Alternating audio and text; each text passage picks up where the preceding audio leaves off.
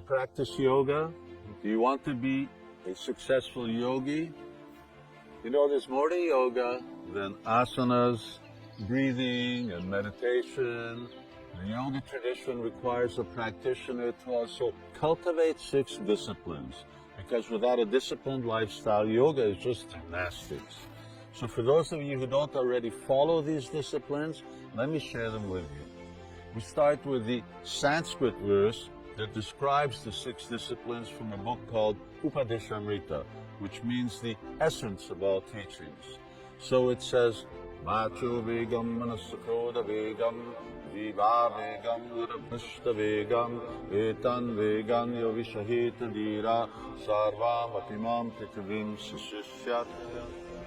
And the translation? A sober person who can tolerate the urge to speak, the mind's demands, the actions of anger, and the urges of the tongue, belly, and genitals is a qualified yogi. The first discipline is to control the tongue. Control what you say.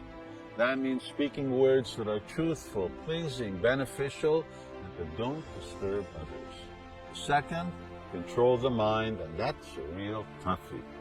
Past impressions get purified with time, but there's no alternative to keeping the mind from running away by focusing it on positive energies such as the Krishna mantra and avoiding further negative impressions. Now that's where the next ones come in. The third is avoiding anger. Even if there's reason to get angry, take the moral high ground with yourself. Don't succumb. Now comes the last 3. Control your tongue and belly by eating regularly, avoiding restaurants, and eat what you cook at home. And eat non-violent foods, meaning vegetarian meals. You are And then the last discipline is regulated sex.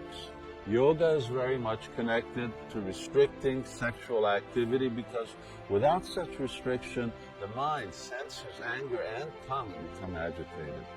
Ideally, control of genitals means sex for procreation, but if that's too difficult, then at least sex to your life partner. These are the 6 disciplines. You can try working on them one at a time or all together at once. As you do, you will feel that you are increasingly in control rather than being controlled.